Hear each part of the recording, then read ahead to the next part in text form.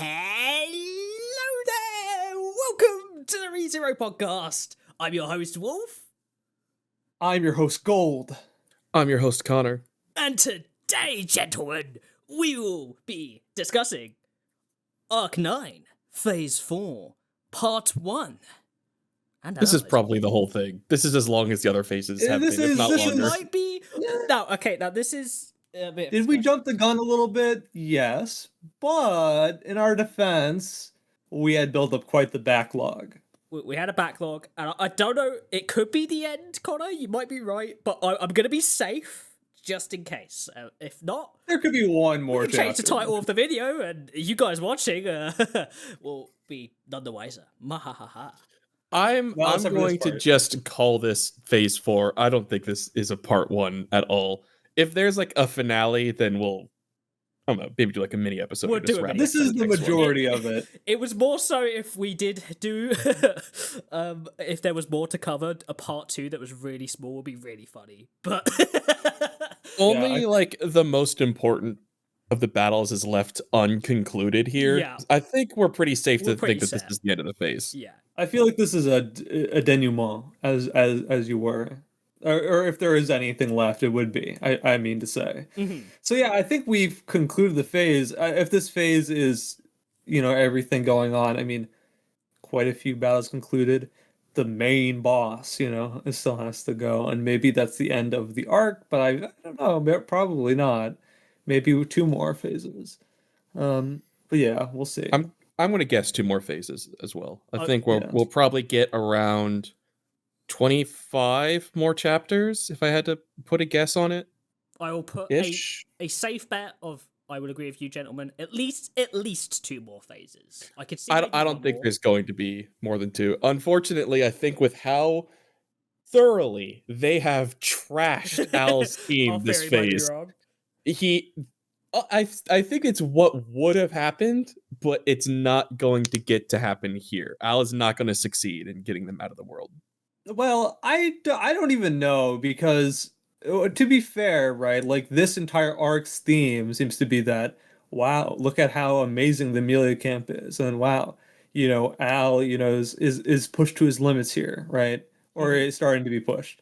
And I think this is one of those moments in writing where you're like, all the stuff that's looking out for the heroes means that there's a heel turn coming very soon, is my guess. With how many false flags of, it's gone wrong for the heroes we've had so far, there's going to be at least another that actually hits. To be fair, that's most of the arc so far, is like, how are the heroes going to beat it? And this is the first real hopeful moment. I mean, to be fair, Rem's coming back is pretty hopeful, but like, this whole phase has been full of those heel turn moments, though, and they keep getting countered by the fact that all of our characters are working together. Mm-hmm. Yeah, but I think if anything, the exception to the rule would be Al himself, and I think that might be the point, right? So giving all the other characters around him an out, right? For example, like Hainkel or whatever, so that they can still have this story later on to be concluded. Like, that's a part of it, but like, Yeah. So yeah, I'm still gonna die on the hill. I think it's gonna happen. But I will admit, even though I don't want to, there is less chance of it happening than I thought there was before because of the events of this phase. I've turned in my inhaler. I'm off the copium. I don't think it's gonna happen. Okay, if it does, it'll be like stopped as it's happening, or they're there for a moment and then go back. To be entirely fair, I was thinking about this entire situation, and it's like, can anybody really blame us for throwing stuff at the wall? Like, this solution is so asinine that, like, I don't know how anybody could possibly have predicted this being the solution in the way that it is, Yeah, because all of it never even occurred. Was hidden from the audience until this phase, right? Like, we learned. We knew something. Even some of this wasn't even possible until this phase came across, and we were kind of misled during it on what the options were. Indeed, and I think this arc is really good. It surprised me. And surprising somebody, right, who kind of lives in this space or has, been conditioned by a series to make crackpot theories, Hmm. Yep. um, is fun because it's not the type of, thing that's like, oh, I this is a crazy thing that occurred, like a crazy revelation. It's just more like they triumph in a way that's like super, like I didn't realize they were this strong, you know what I mean? Hmm. Like there's quite a few moments of this where I'm like, they're just going all out, and I think that that is really cool to see. I think this is one of the arcs where I'm like, this is a culmination of sorts, or maybe a new phase, you know. Perhaps. Yeah. I feel like, I don't know about you guys, but I feel like from this, we talked about it a bit in arc 7, arc 8, but from this point forward, the balance of power in the world have to shift in access. Everybody has to see the world differently after this kind of occurs, you know. True. I mean, the the foundations of it for most of the world, I don't think are going to be that shaken. Like for most people, everything that's happening is still going to be like in the realm of this world's equivalent of Black Ops shit. Yeah, this is like special ops, like secret classified shit that's kind of going down. Yeah, maybe. What I mean is like, when it comes to revelations about, royal family lineages Hmm. and, you Yes. know, Yeah. We've shaken the status quo for the audience, at least, yeah. Yeah. on like, I mean, let's just running down the list of what we've gotten like main revealed here as some big things. We got Felt's real name and confirmation that she is who Reinhardt suspected she was. Filore, right? I think I, that's how you say Oh it. yeah, that's about right. it's it is still kind of up in the air a little bit. Um, Uh, I don't because think so. because of the way the events played out, it is they because tricked, but yeah, like, yeah, it was a trick, and the way to but pay they never confirmed it. Yeah, yeah to pay because the like, writers It it was a leaves it on a bit of it a was a trick, but part of that deception was that Roy wasn't going to go through with the lie if he didn't feel able to do it. hmm it's it's more Roy's doubt of he's been tricked so many times. Do I use this name to confirm it or not? And he decides not to on the side of caution, thereby kind of not confirming either to be true. You know, I now I don't know if this is Rom strategizing or if this is just open emotion moment, but where he straight up says protect the daughter of Ford. That might be more of a confirmation straight up now that she is.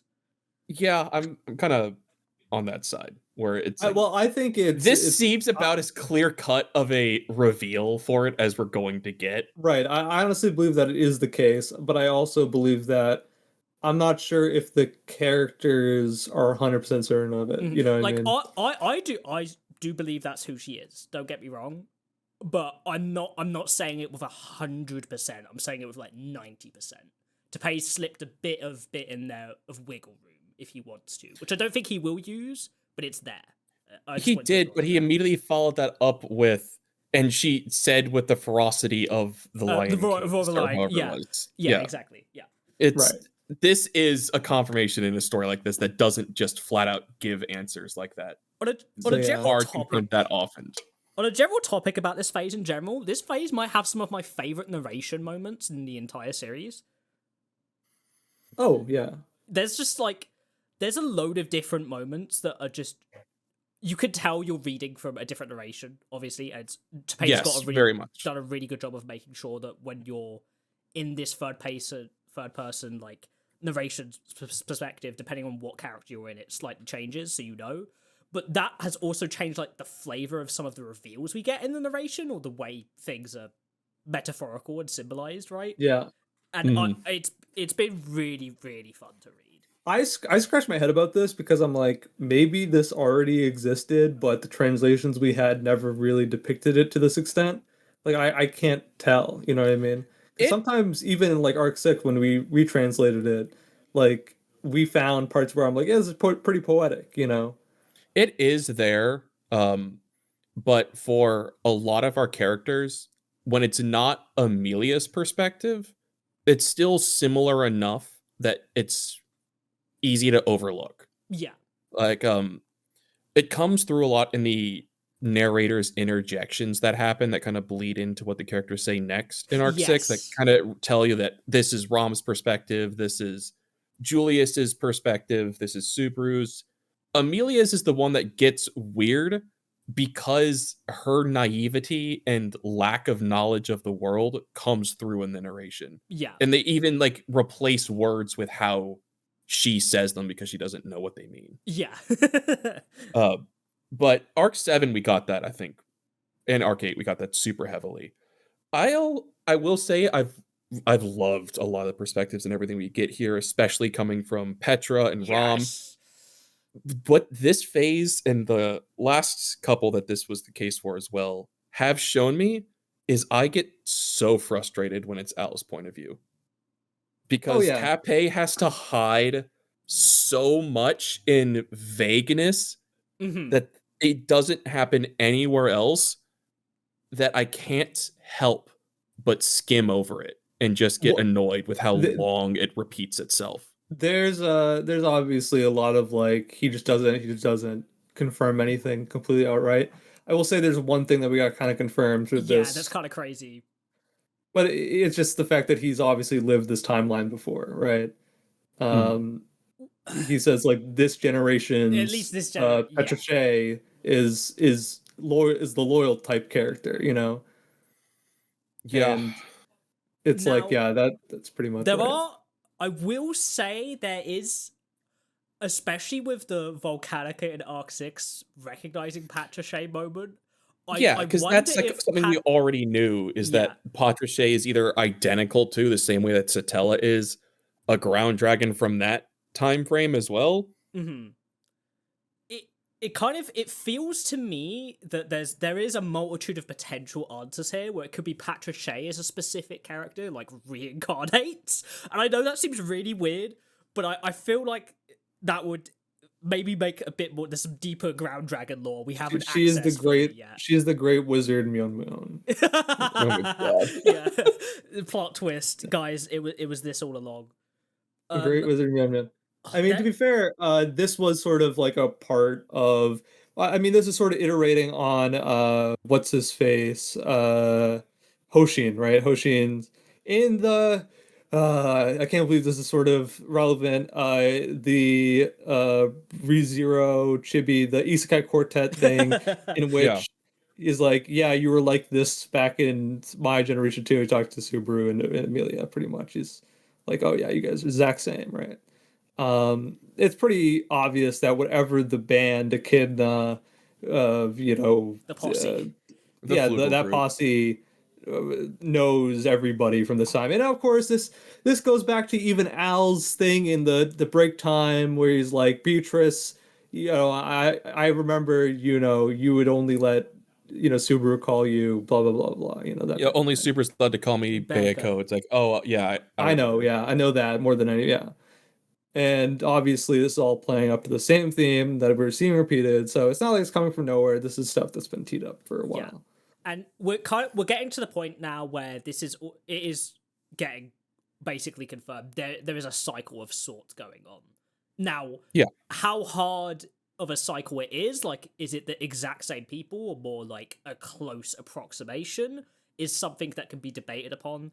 I would personally. He even says, sorry. I will die on the hill that because Emilia and Satella are both alive at the same time, it is confirmed from the beginning that they are not the same exact people. It is just a repeat of things that happen very similarly. Mm-hmm. Just these roles, these positions, these roles that people go through. I mean, it's even specified of like Emilia's skill is explicitly and exclusively in fire magic. Mm-hmm. And Satella, as explained by everyone else, is yin. Magic all the time, yeah. Yeah, and probably the greatest yin magic user in the world aside from Beatrice.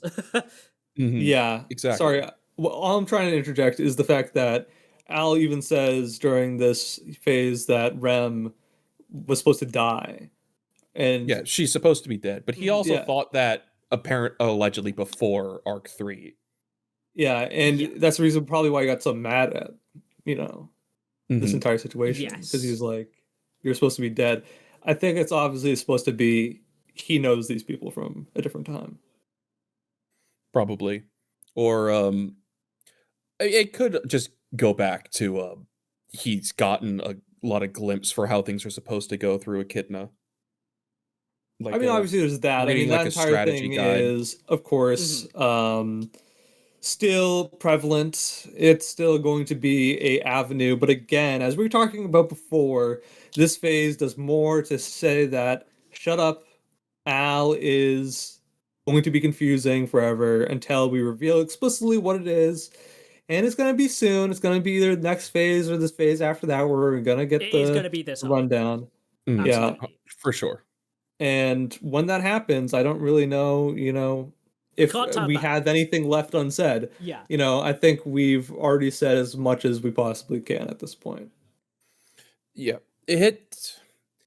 One of the reveals we did get in this though, regarding Al, is that he does explicitly not have pride. Yes. He has an Yeah. unenumerated, uncounted authority. Yes. Which Yeah, even more enumerated uncounted than the which rest to of the me uncounted. leads even more credence to him not being a real person. That it is a copy of Flugel that Echidna made and thus duplicated an authority. Exactly. Yeah, I think so.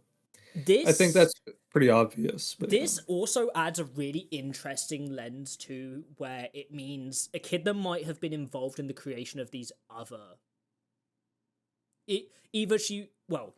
Not in the creation of these other witch factors that aren't supposed to be accounted for outside of the original 7, right?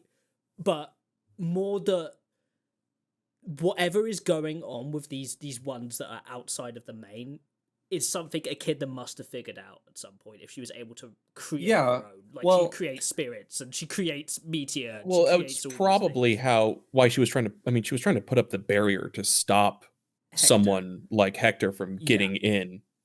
And maybe that was presumably even an Pandora affront as to well. Hector and Pandora's, like, them seeing that was a threat almost, or like an affront to them. Well, like, his whole thing is, according to Klein, like basically like an obsession with her, with Pandora. Mm-hmm. Like a devoted, heroic protagonist figure for her. Like, that's what the roles are supposed to present. Is like what, the princess and the protagonist or something. Yeah. Like not exactly the damsel in distress, but adjacent kind of. Yeah. Like the one that your main character of the video game is like trying to go out and save. White Knight. It's your Link and Zelda of positions. Yes, exactly. Perfect example. Triforce of heroism, that's whatever it's called.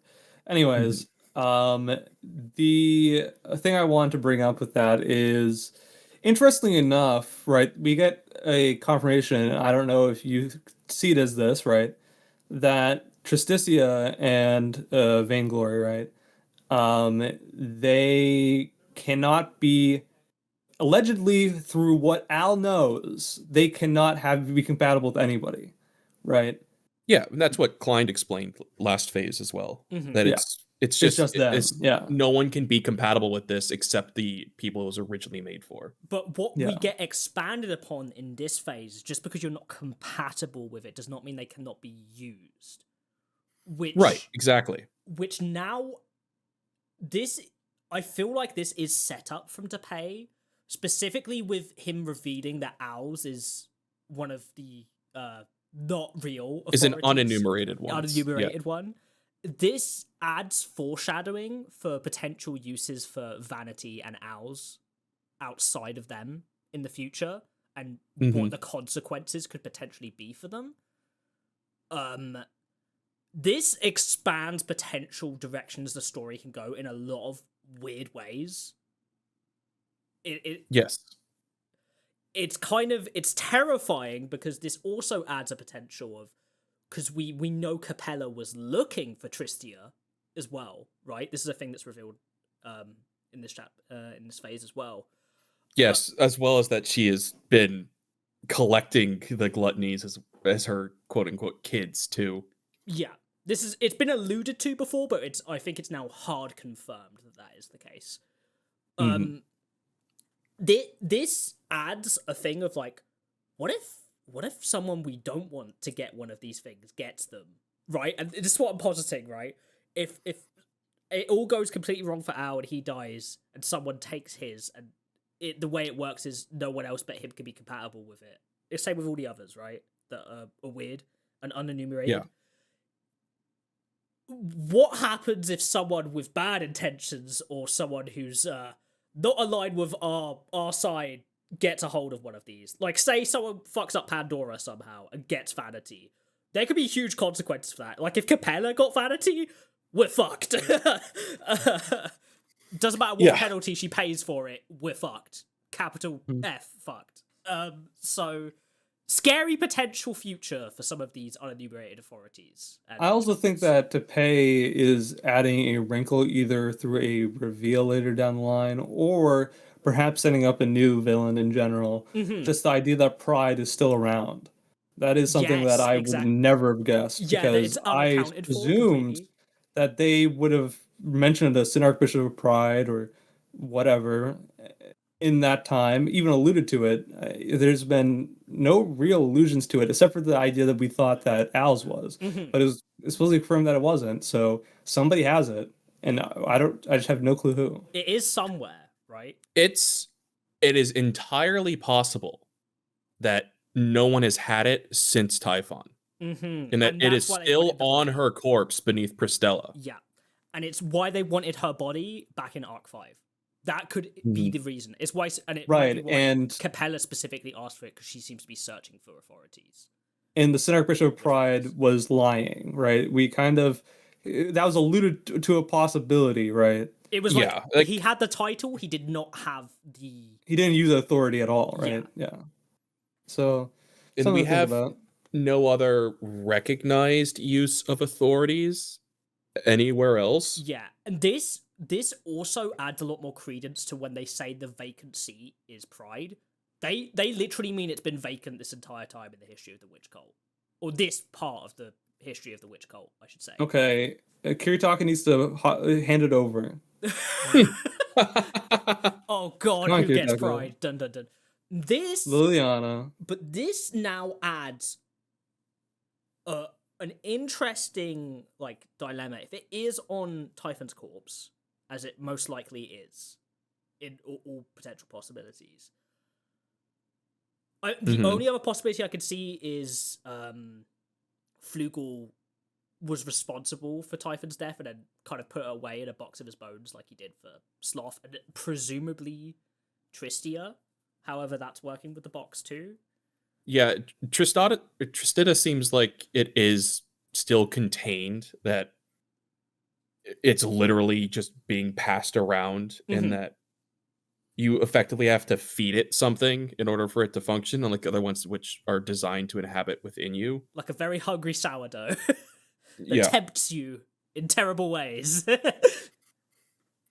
Like, with that authority kind of opens the door for at least the resolution to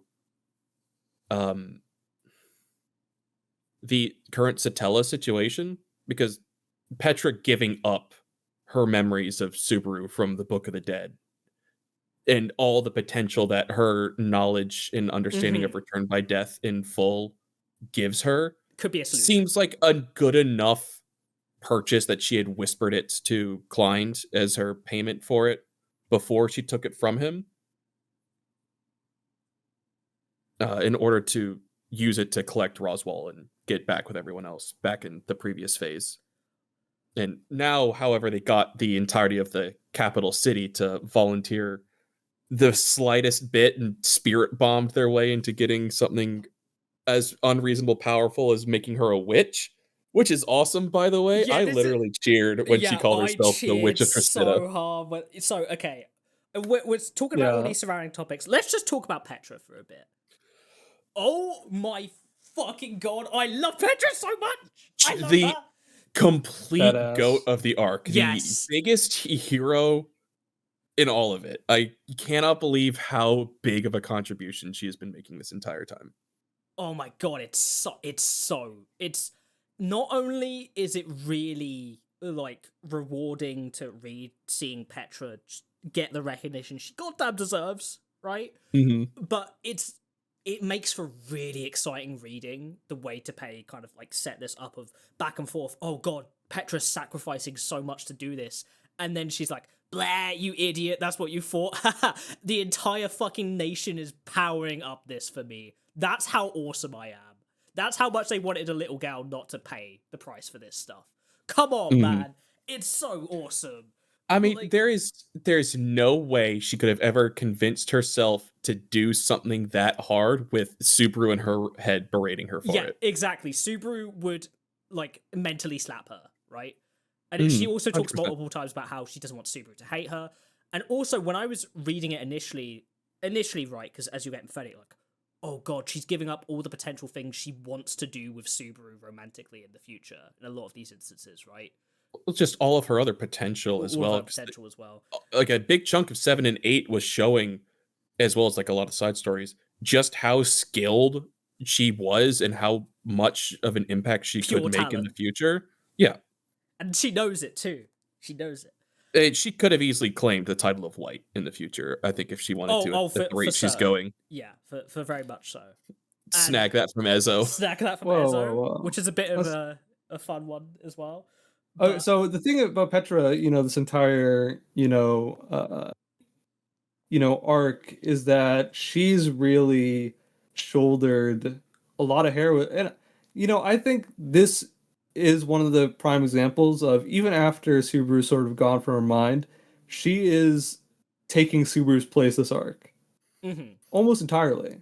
Well, it makes sense too to tie that into this witch factor as well, which is supposed to be in the position of your protagonist character. Yes. Like it's the sin it represents is still like melancholy is not the worst word for it, but it's like a negative spiritual state. Yes. It's kind of the concept to it where it's you've resigned yourself. You've given up, like this is the path I have to follow. It's a witch factor designed to be antithesis to Subaru's absolute middle finger to Fate Sama and all of it. It is the antithesis. So using it to stop Al in its entirety. It not to dive too deep into like theory crafting stuff here, but as much as a lot of this kind of seems like it's, plot armor or fucking retcons or Deus Ex Machinas for her abilities to do stuff with this, it's to make sure that Fate is working. Like without Subaru here to interfere with the Observer's plan, maybe they are letting Petra do all of this in order to get what they want instead of letting Al do what Part of this he's trying is, to do. in my opinion, I believe that these are abnormalities that exist. I mean, it's just what Al says, right? The only thing that can beat a witch factor is another witch factor. It's the only thing that he cannot plan around, right? When these things are, rewriting reality in front of one another, whoever wins is a toss of the coin. Like he can't plan around it. He can't reset around it. His matrix, it doesn't matter, right? Like, because the potential that is latent within a witch factor, it ruins all the plans, right? It's And like chaos. Yeah, it's chaos, right? And it's the antithesis of the way the world works, right? It is reshaping, the world to your own ends, right? Yeah, but it does show it does come down to a matter of basically willpower being enough to still overcome the witch factors. Just being clever enough or having the like when say Gluttony pulls out his evolved form and like Roy pulls out the The double Gluttony eclipse. Eclipse binary. Yeah. Or Yeah. There's a lot of moments of characters leveling up in that Yes, way that there they're are. all adjusting. Like that's what I mean. Like the characters in this phase really go through a transformation, a cocoon, a metamorphosis, a butterfly, transformation, a rainbow butterfly transformation, whatever, And that is sort of what is spurred on. Like there's sort of like a miraculous type of feel to this phase where everybody is performing things that are impossible, you know, Mhm. just because of their wills, right? Um, and yeah, I mean that's sort of what it is. Everyone's trying. It's like what Al says. It's like all, or maybe what Ye says, right? She's like, everybody's going to do absurd things to try to defeat you because of what you represent. So you have to do the same, right? So that is where we're kind of positioned narratively, I believe. Yeah, because everyone that's kind of on our team's side is willing to push past their limits, break their boundaries, break even their own rules to do whatever they need to do to accomplish here. And Al is superimposing restrictions on himself Mhm. and even trying to alleviate some of them because those borders and lines still exist. There's really nothing he can do against those who are willing to go past their limits Yeah. for this. And Yeah. it just keeps forcing them to adapt and be better and better. It's than kind of they've ever proving as well that I think for specifically Al and his authority and the way it's working with him is that the no kill roll is just like a crippling element to how his stuff works. Because whenever, and this is true like when we've seen him in EX5 and he was using it before he met Priscilla and before he had that even as a basis within him, right? He was way more effective at getting rid of the threats he wanted to get rid of because he would just kill, right? Like he could use his authority to get to the perfect situation where he kills, and then there's no situation where they're a threat to him in the future, right? I mean, even season 3 / arc 5, Al kills the entire Council of Pristella and floods the city, wiping out Yes. all of the witch cultists except for the bishops. So Like it's he still shows that even that recently he's willing to get his hands as dirty as he needs Yeah, to he- accomplish someone else's goal. yeah, he's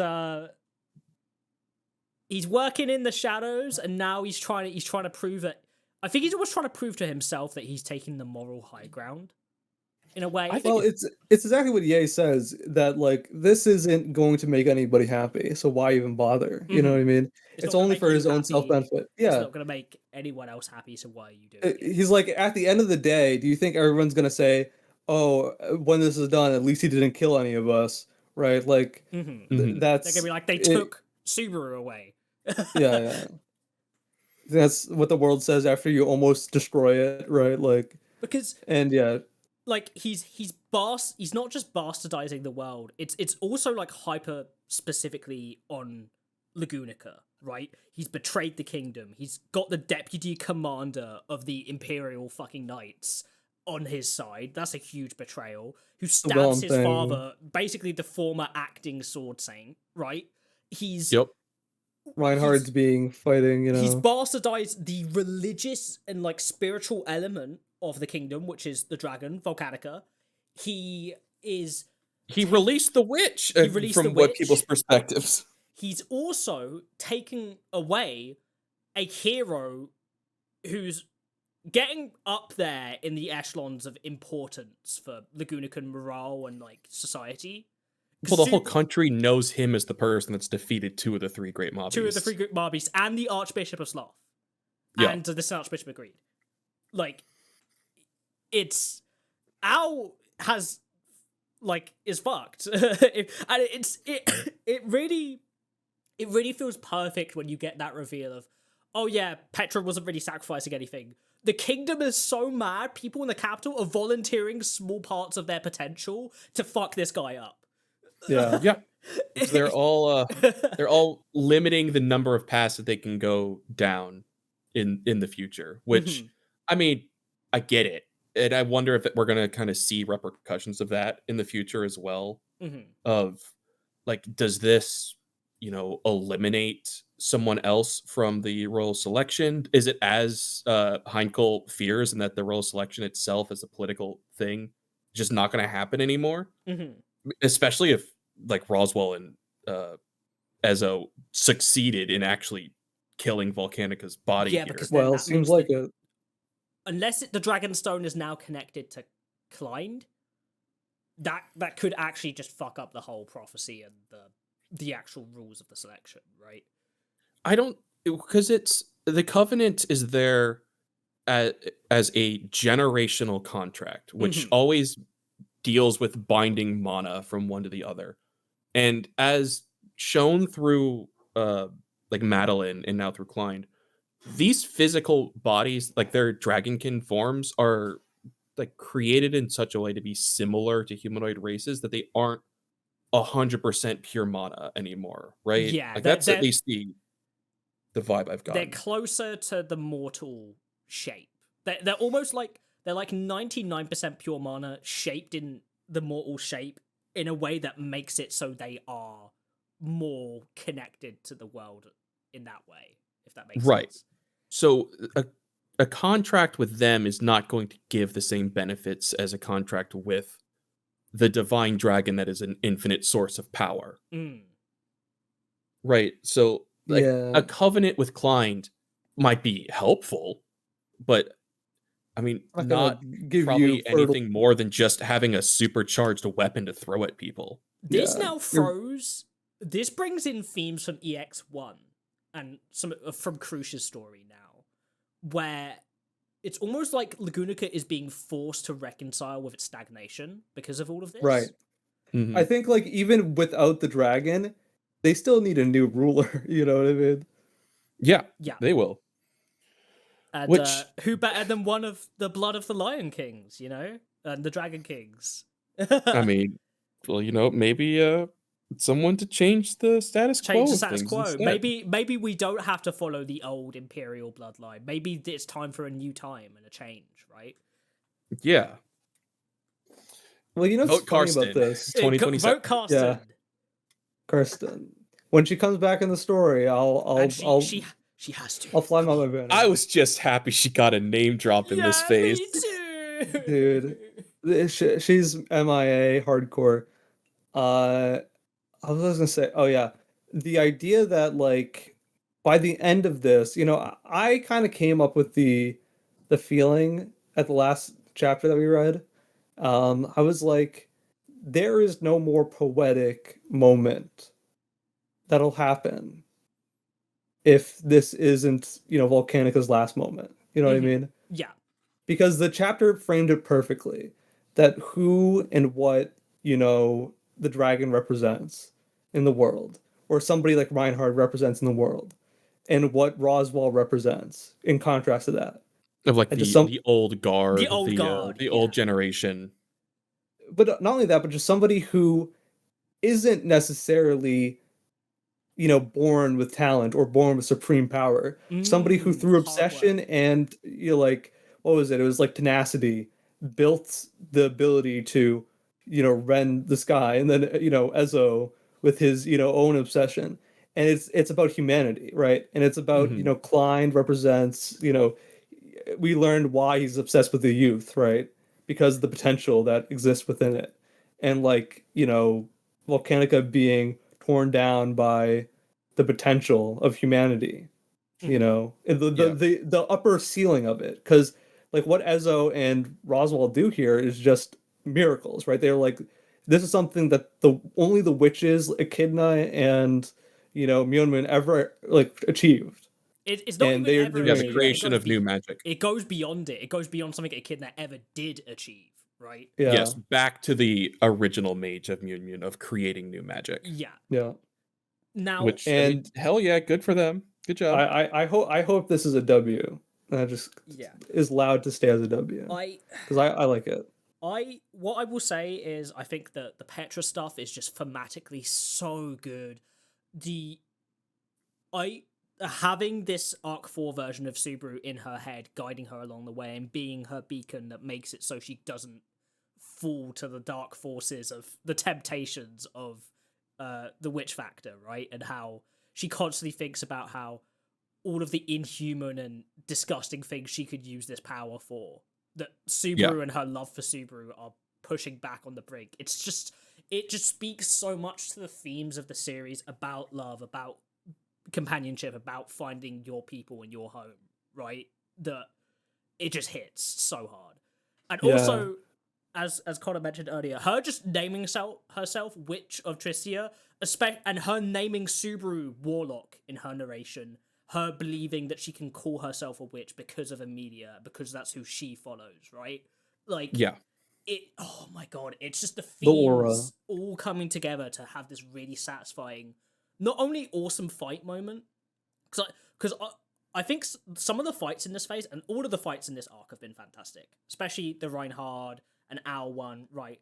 But like, Yeah. the fights in this phase specifically are just like on another level of crazy. Yeah, Like, they were electric. Characters constantly leveling up against each other, going higher, reaching their potential more and more and more.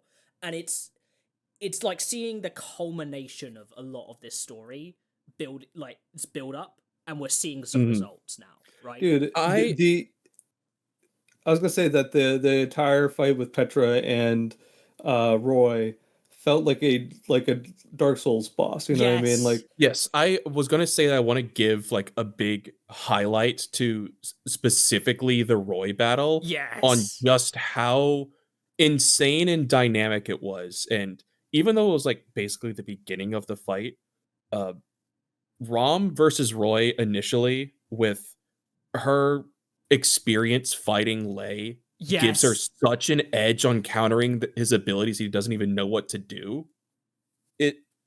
For context, we are recording this within a week of our live recordings of Rom versus Lei in Arc 6. So that fight is super fresh in my mind of how he utilizes all these different aspects of the memories that they've consumed before and like putting them together and creating this eldritch, disgusting form to fight against her that has all these different abilities. And what Rom learned on how she can adapt her own powers even without needing to like dive into say Rem's horn or Subaru's Corleonis. Just her ability to manifest her skill and natural proficiency in dealing with this, as well as her ability to learn and outmaneuver and outsmart others, is such on a good highlight piece. It was just so cool to read. We all love Rom, but yes, it's a really strong moment to shine. Rom also has probably some of my favorite like twist and turn moments in this phase, where she's constantly baiting like a reveal that you think has happened, that Tapei's dangling in front of you, and Rom and Tapei are both laughing at you when this is happening. I got with the second one. I thought that's what they did, the Rom Mathers thing. I'm like, I bet he either adopted them or she married him, and that's how they're getting around this. And the reveal that Petra adopted everyone there.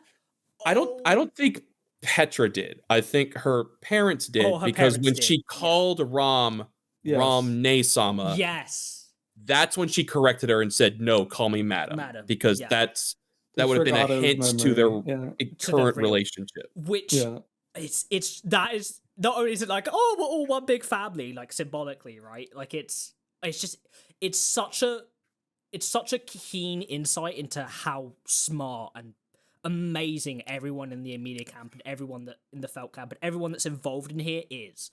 Like they are fighting to their utmost ability and going even further beyond, because they are like reaching forward towards their potential.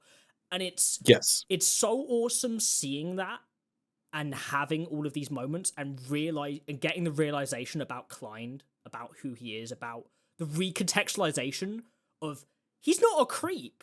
He's just a guy who loves humanity, and because children emulate some of the best aspects of humanity, about potential, about not caring about what others think and reaching for what you want the most, why he loves them so much. It adds so much thematically to this phase and arc and the story as a whole. It feels so good.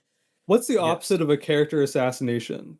That's what happened with Klein. Character resurrection, redemption, I don't know. Like, yeah, that's what happened to Klein throughout this arc. I can't believe Tapei made me like Klein, or made me think differently about Klein. Like, what universe did I ever think that was going to happen?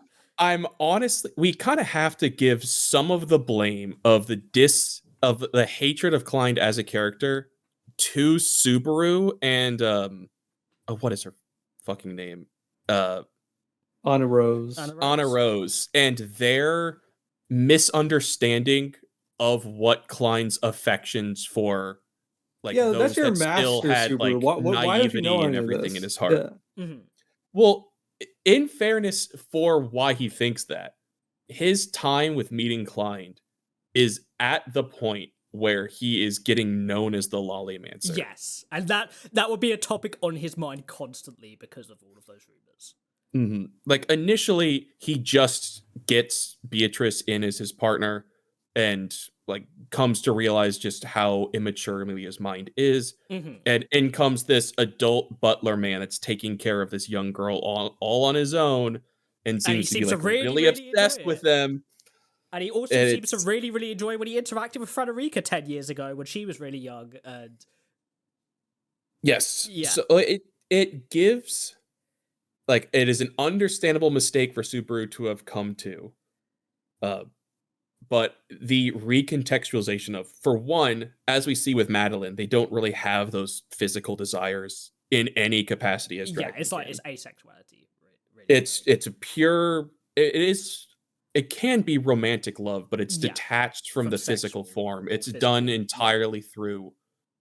This is just how they, I guess, almost connect you to the world, Mhm. because that was Balleroy to Madeline. Was he was her, I The one who guess, opened the world to her. yeah, the one that made her not feel bad for existing as a dragonkin. And so having a new chance of life as a dragonkin for him, his, I don't want to say obsession, but uh Admiration. enrapturement or admiration of those that still see the world with such open and beautiful eyes and have so much in different ways they can go, makes a lot of sense for someone that's also been carrying the witch factor of like I've resigned to, this is just the way It that things have to go for it now. built so well too on the themes of the stagnation of Lagunica Yeah. and how that the reason that Klein became a Ah. dragonkin is because Volcanica probably hated the stagnation he was implementing on the people he was looking after, right? Yeah, and Like, it seems to be a pretty recent thing yeah, too. 40 Like, years, it's mentioned. mhm. Yeah. Um, So that's like, I mean, that's the previous Roswell, right? Like not even yes, his grandmother, but like yeah. the the one Right. immediately before him. It, Man, I think that like, it gives more context that we'll probably see later about how and when Roswell defeated Hector and how that even went down, because that must have been pretty recent. Uh, it could we be don't we don't know for certain that Roswell is the one that defeated Hector. the implication. Go ahead. Only that Hector is the one that injured Roswell to that degree and is likely the one that murdered Echidna. I think the implication is that Echidna and Hector kind of took each other out, like, Or her barrier is yeah, the one that did it. in a way of like a stalemate. Oh, we both lose, right? I'm not. Mhm. I'm gonna say this because I don't know if it's true. I'm just gonna say this and throw it out there. You guys don't have to respond because I don't remember exactly. But wasn't there a side story about implying that they went and beat him up together? And like I forget who saw it, but like it was a side story, and it was like we just got back, and it was like I just got this thing, this witch factor, and it was Klein, but I don't know. I forget. But anyways, we'll figure it out. I'm sure there'll be a backstory about how he got the witch factor or not. And with what the lore and backstory we learned just from 2 chapters from Klein's narration, we're gonna learn more. Like, so this, it, some of the reveals we get with Klein's stuff really, it doesn't even just recontextualize him; it recontextualizes what we understand about dragons too. Like, Yes. so for instance, Missoria and by that process, Madeline, the reason that they are so childlike, the reason why it seems like they don't know much and don't have much going on, is because Missoria was a young dragon, right? And Yes, a very immature one, very which immature. comes through in Madeline's form. Yes, and it makes so much sense. And now this adds a thing of, it's not that Volcanica and Klein are separate. it's that Klein is the evolution of Volcanica, right? Yeah, And he's him kind of given humanity. Yeah. I guess in a way. in a way. And it's such a satisfying reveal too, especially with it being a thing of not only was Volcanica like basically the strongest being in this world. I mean, we learn he is impenetrable to any physical attacks and any magical attacks, specifically because of how his dragon husk has been set up, right? And Yeah, that he has these. I mean, his scales themselves, which seem to just be part of his physical body, repel and then his physical halo. attacks, and that he has this halo that protects him from all magical attacks. Yeah. Which divine. I mean, it adds elements to the divine dragon being like genuinely. yes, we have to assume as well that injury on the back of his neck comes from Reed's. It does. Like, Yes, I can yes, cut through the that's- concept of reality. That is directly confirmed. Actually, yeah, that is exactly. Yeah, what it they were was. like they did a quote about who did it. It was just like, I want to eat it, right? And Clyde is like, the only two ways we beat this is either we break both of these or we get the dragon sword. And I don't know about you, Roswell, but we can't get the dragon sword right now. So this is what we're gonna do.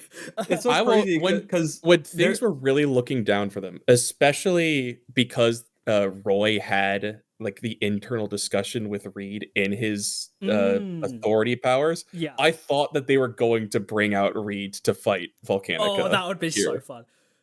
that would be cool. But it adds a lot of light into how dragons work, and also that Volcanica is a weirdo among dragons specifically. And this has been mentioned to us before, but it really gets encapsulated where he looks down on other dragons for looking down on humanity, for believing to be the strongest and never growing and having potential. And the reason why even not only does he, the Dragon King, exist, but also the dragon husk of Volcanica is so strong, is because he tried to grow and be better and learn, unlike any other of his species. And the reason they flee and leave the world, apart from Sekhmet pushing them out, right, is that because of it, and because they refuse to learn, when the world learned and tried to match them, they left. And so it adds this really sad like element of loneliness, but then also a kind of, I think, almost it's satisfying for Clyde and Volcanica, because it's, you proved me right. Humans are the best. This is who the people I want to walk amongst. These are the people I want to see grow, and I want to be able to grow alongside them. That's why. When you think about it, this moment is, and this is why I said this is perfect send off for Volcanica. This is his desires actualized. Yes. You know, I mean, and this is Klein seeing it too. So like, this is him as a human walking amongst humans, seeing humans best his previous self, you know, that's sort of how it works. Yeah. Like, I mean, because Volcanica also, as part of, I guess, his loneliness and his appreciation for humanity, made a covenant with, I mean, the Lion Kings were kind of presented as like the best of the best of humanity for themselves. Like, they have this determination and will to just act and do the best thing at the given moment, and which speaks to the potential that Klein and Volcanica so eagerly like look on fondly. It also explains why Volcanica was traveling with the posse in the first place, because of his attitude towards humanity. It recontextualizes that 100%. Yeah, because it's, he's with the best of humanity. That's why he was on that journey, right? Like, you have the world's greatest magician, you have the world's greatest swordsman, you have someone that is able to bend and defy the laws of basically universe. Everything. Yeah. And someone who may or may not be like just the most powerful entity on the planet at that point with Satella. It's kind of unclear on when she got powerful enough to be that. Only that the name Witch of Envy really pissed Volcanica off. But it also adds an extra layer of complexity to it, because we also learn from his thoughts about Reed and how he gets that injury. He didn't like Reed. He loves that Reed was a human that reached ultimate potential, but he hated Reed as a person. They tried to kill each other at the end of their journey. So, it's great. Like, it adds so much depth to all of these legends that we've been constantly theorizing and thinking about, whether you're the character in the universe or us, the audience, right? So Yeah, there's so many layers to this that are being unraveled bit by bit, but also these are layers that kind of got paid off in a way thematically. It's yes, very thematically dense, these arcs and all the payoffs. And I think like a great example of this, as you said, it is the way in which Roy was defeated, right? Um, which is just like every single thing that the Gluttonies have been through has sort of slowly kind of worked around once again and defeated them. I think that's kind of beautiful in that way. I think man, I think Petra's determination here was, and we talked about this before, but her determination against Roy was so amazing.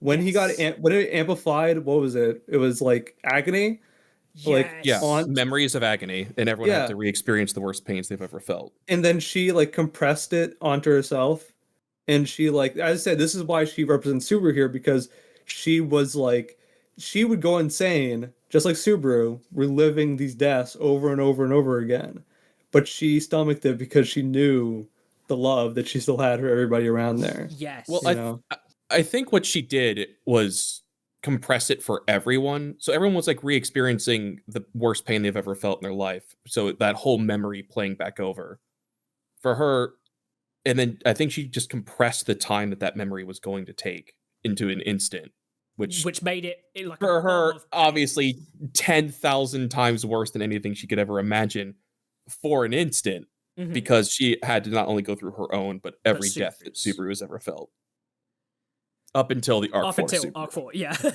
but also how Things would be pretty crazy. bad if she got 10 Like, if she seconds got, of hell Subaru yeah, if she got memories. 10 seconds of hell, I don't know how much Subaru love would help her, I'm gonna be real.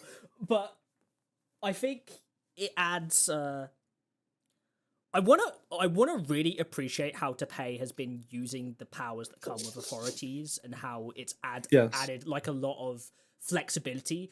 Like, the reason why Petra is now the Witch of Tristia is because she can use it in ways that people just wouldn't think of and still remain a human being, right? Like, Yeah.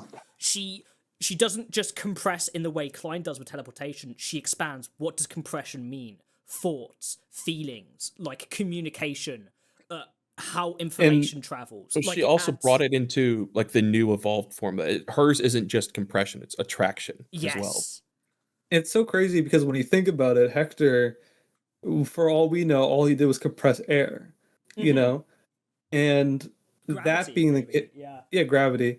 But like, if that's the case, then like you understand how somebody like uh Pandora, who has the ability to rewrite reality, right? Uh Mhm. is sort of this sort of saintess, Yeah. And Hector seems, in comparison, uncreative in Mhm. his understanding of and it's the reason why he's able to defeat it, right? And the reason why he's And compatible his with it, session, right? Too, yeah, because Yes, it's because he's resigned resignation. to whatever Yeah. it's No going to come for innovation, him. right, nothing new, nothing learned, nothing overcome. yeah, and it's the reason why this moment where you see how somebody like Al with his authority is almost unstoppable. You see how with Petra with this authority is like compressing time and I mean, like even with they can Regulus, plan. he was an immortal, unkillable Yeah. god Yeah, until someone figured out just how his authority works. But with the way that he was using it, like Subaru struggles to even comprehend coming up with that idea when he's like learning to use Corleones. I also feel like the expanded creative range of Tepe with these authorities have gone to such a, it goes beyond, right? Like in Yes. most of the fights, right? Like Mhm. they're so like precise and like imaginative that I'm like, it's super amazing all the details and unique scenarios that he is kind of puzzling out with all these Like, and powers. how they interact with each other too, and how, depending on what different interactions happen, how that can go forward. Like, to pay, he's genuinely making one of the most compelling and interesting power systems I've seen in anything. And that's funny to think about because at one point it was just like, and then this guy There were cast a 6 elements. fireball. Yeah. Yeah. Yeah, like the first magic we ever see, Subaru describes it. if it wasn't so pretty to look at, it would be extremely lame, as she just made 3 hunks of ice in the middle. Yeah, exactly. It really builds on to the not even just counter isekai, but the counter generic fantasy that ReZero is, right? Yeah. Where it's like initially on the surface, oh my god, there was a hero that defeated this great thing back in the day with all of his posse and all of this stuff and all of this and generic magic, elemental magic, blah blah blah. And then you go beneath the surface and you realize, hold on, like you have all of this really cool deep lore shit like the authorities and the witch factors and stuff. But even like these 6 elements, as we see with Ezo and with Roswell, there's more. Dude, to I it. was feasting on the talk of like the elemental convergence points between when the they were two talking and the about ones magical that theory. invert it. Yeah. Yes, because like that goes into a lot of not like just, you know, rock paper scissors Pokemon element stuff, but like deep into the concepts that get rooted in like yin yang Yes. 864 trigrams concepts of the way that things can interact with each other and not like just slightly beyond a binary system. Very and much the mysticism of it.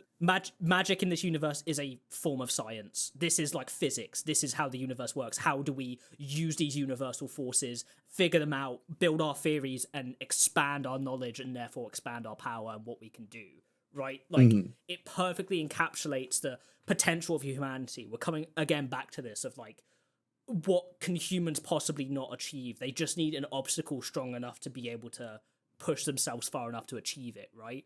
But I mean, this phase even gave us an explanation on the difference between fire versus water using the same exact spell and what difference that makes and how you can utilize it. Yeah, and how you can combine them, right? Mm-hmm. And how you can oh man, the depth of this magic system, the complexity of it, but also the way you can understand it and comprehend it and think and theorize about it.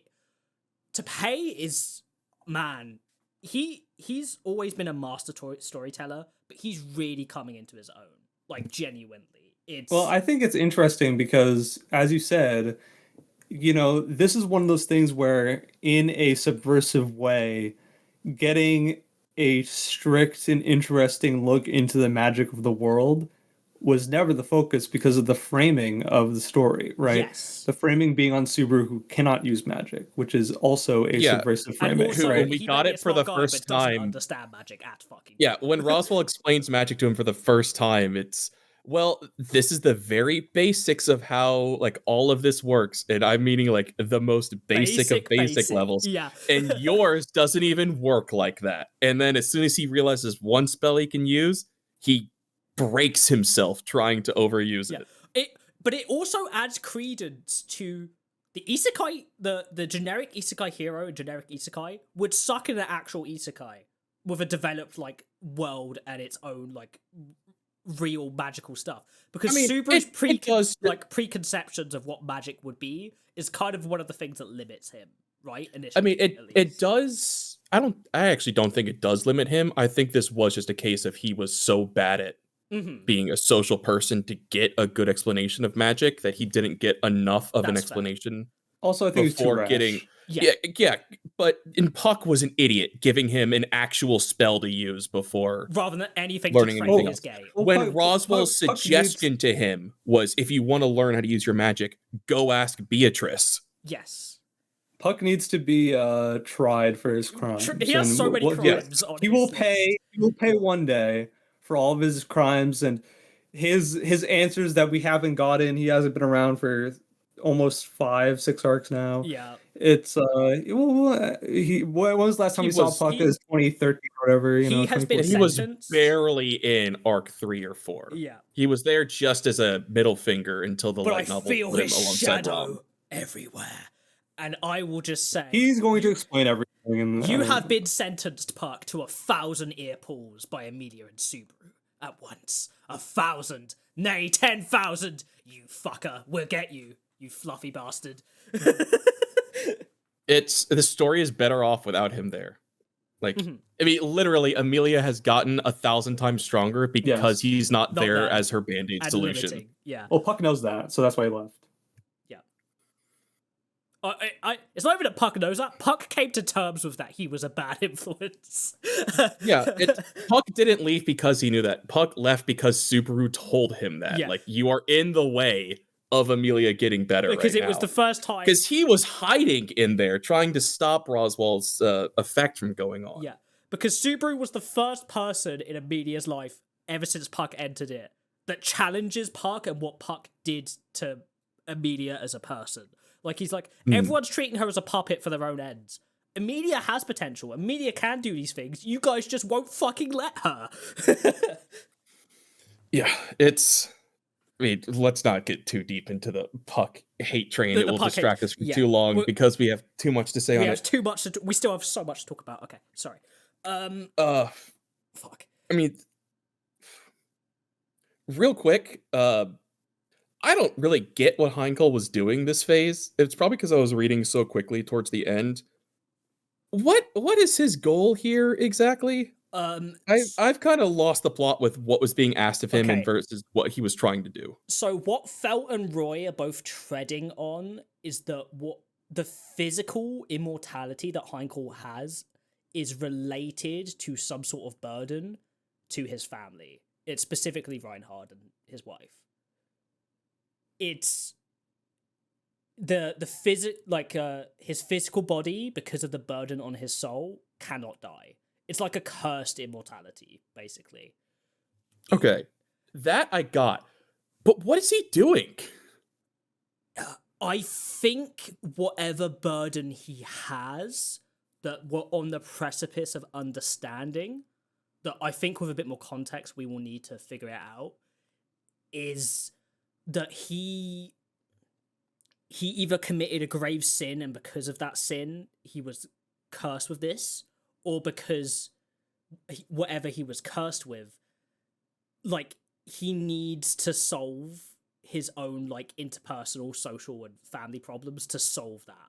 But he has to do that in a really specific and roundabout way, because if he doesn't, he fails the conditions to be it. Does that make sense? I know it's overly complicated, but, like... No, I get his, like, magical plot stuff. What I'm failing to understand is what he is actively, physically doing in this fight, other than at one point he holds a knife to Felt's throat. It seemed like he would pop up and sometimes be in the fight, and sometimes he wouldn't be there, but he never did anything. He put all of his bets on Al. He goes all the way to try and fight for him. He gets tossed around as he always does in a fucking fight, right? Okay. Physical punching bag. Gets tossed into the fucking Black Serpent, which... Black Serpent? Yo! Yes, that's a whole other thing, but is he not dead here? He isn't. And that's... No, he's immortal. Yeah, so when he falls out of the Black Serpent, that implies that his toughness, right, like this magical toughness, it is functional immortality. Okay, so it wasn't like he avoided it. Okay, No. That's where I kind of got lost. It seemed like it had consumed him. He was swallowed by it. He was swallowed by it, but he survived because of whatever's going on with him. But what this adds a thing to him, and we see that any damage that is dealt to him, he feels the pain of. So, he just felt probably the most excruciating pain you could ever feel, like ever, like possible. Do you think that when Priscilla hit him with a fan, he would have died if it wasn't for his immortality? Yes, no, 100%. I think he would have died. Yeah. Good to know. Okay. I think so. Simultaneously, it's showing that, oh, okay, the team was really strong. No one actually died to the Black Serpent apart from, ironically, Roy, right?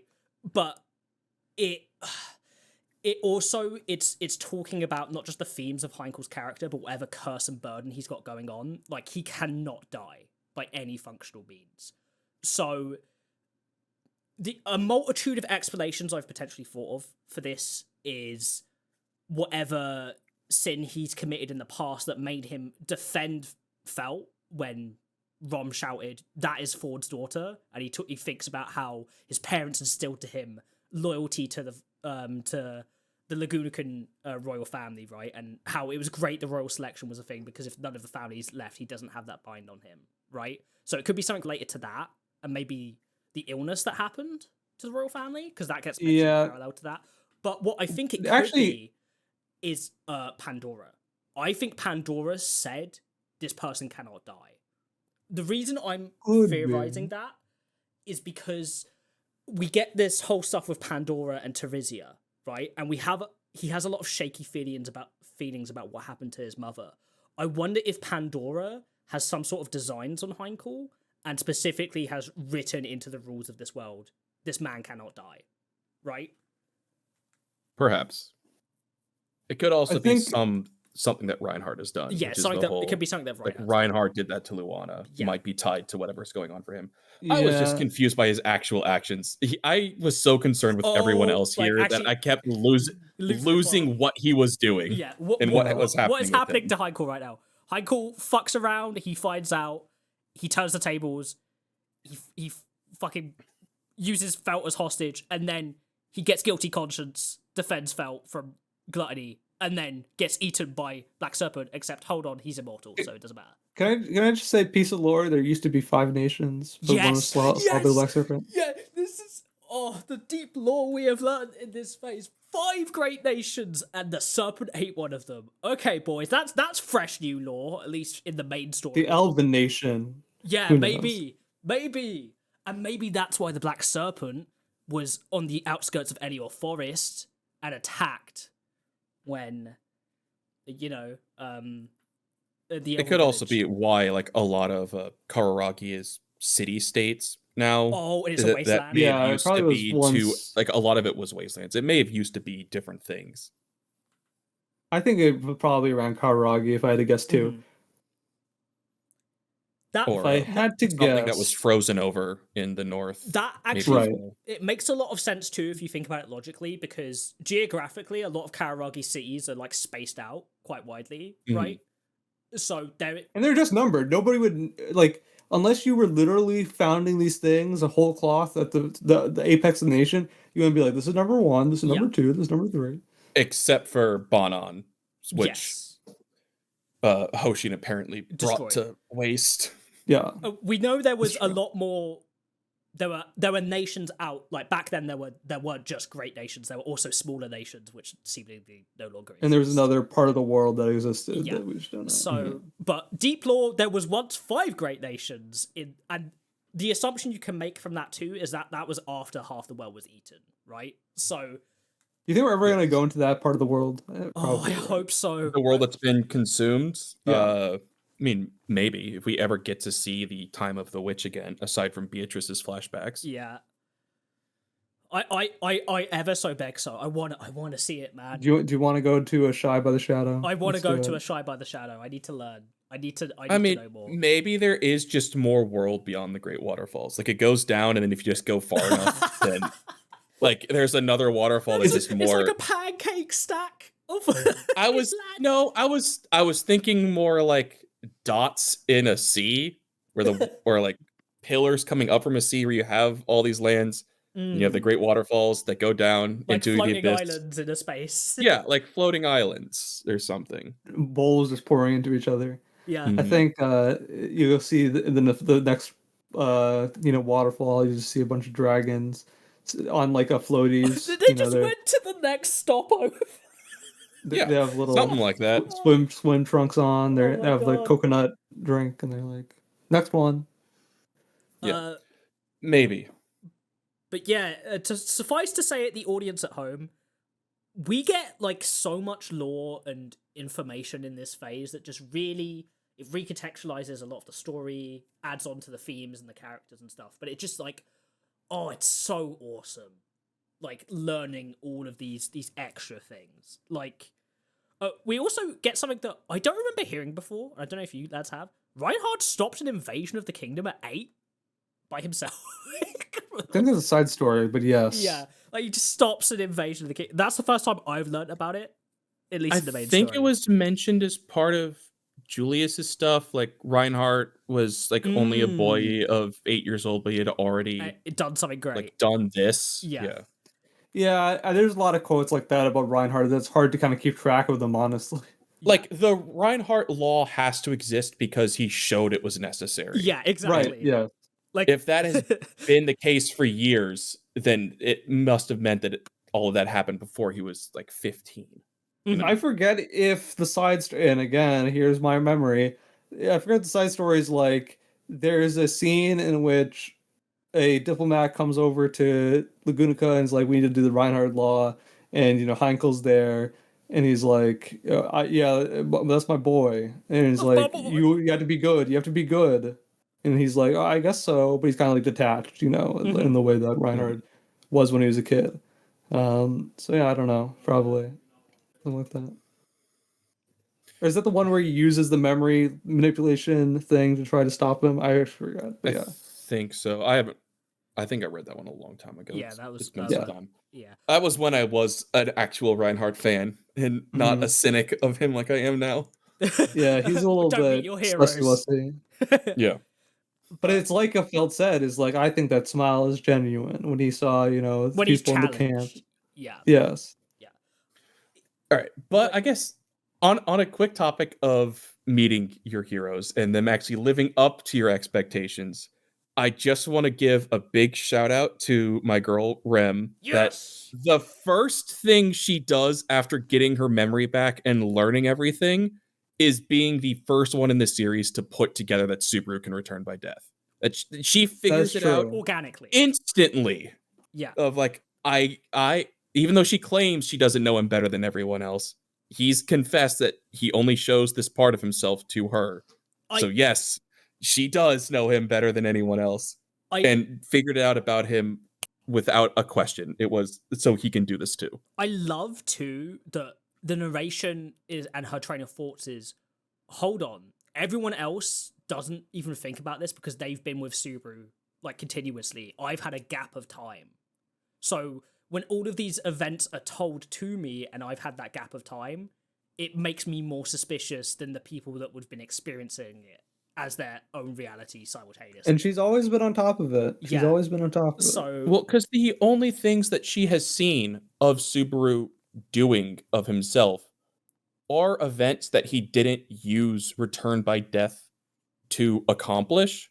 Like the battle against the White Whale was done. Only thing that Return by Death gave him was the time and place. And the thing with the Olgarms, the only situation, again, was the time and place where it started. Return by Death wasn't factored into his actions for the rest of it. But every accomplishment he's done since then, Return by Death was needed to win, like the physical fight. Yeah. Even against the immediate next one against Betelgeuse, he died in that and had to start over to redo the fight. He died against every possible opponent in Arc 4 until he gets Beatrice to instant win the situation. And then Arc 5 and onward, all of that required Return by Death for him to be able to get through it and succeed as well in like a very clear way to someone that knows better than anyone just what he is capable of. So, yet to someone like her that doesn't see him lying his way through all of his other successes that he has to do, of course it makes sense because she does know him. And that's the hero's confidant, Rem. Yes, such a sweet name for her to give herself. And I have to say, Rem and Emilia being the ones fighting together, chef's kiss, absolute cinema, we're done. I could read it all over again and just, smile. Oh her God. Yanking Emilia over into her, just like she did like pull in Subaru before. She's only done that to two people. Yeah. And also them complimenting each other and both getting embarrassed was so cute.